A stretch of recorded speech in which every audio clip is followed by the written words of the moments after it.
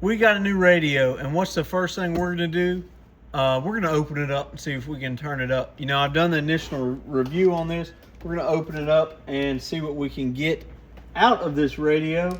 And you know, the other day somebody told me, lost their mind in my comment section. Actually, they lost their mind about that I slide these radios around. I don't use a pad. Nothing's protected. And you know, if that's how he wants to do it, that's fine. But don't come into my comment section critiquing the way that I disassemble radios. I'm sure using this this screw gun is really just going to make this person go absolutely berserk. Now, this is the first time in this radio, guys. Let's see what it looks like. Oh, look at that. Isn't that funny?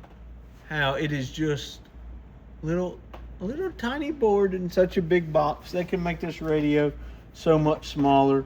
And like I suspected, there's nothing on this board to adjust. So this was a waste.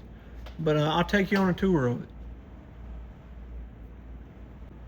Okay, so now that we've looked at the internals, let's take a look at what it does. We're looking at this black meter right here, the 100-watt scale. Let's look and see what it does. We're going to turn everything off so we get a good dead key. It's not picking anything up. There we go. Dead key's around 3 watts. Hello. KI5WES. KI5WES 927 South Louisiana. Hello. Hello. So you can see pretty stable right around 4 to 6 watts, and this is on AM. I'll let you see that right there. And then let's see what it swings to.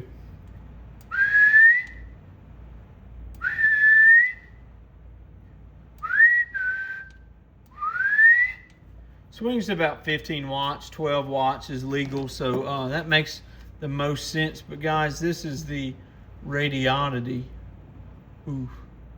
Radioddity CB-900 Pro, and I'm almost done with this video series, so you'll be able to buy this radio at Corncob CB Shop on eBay. 73, everybody.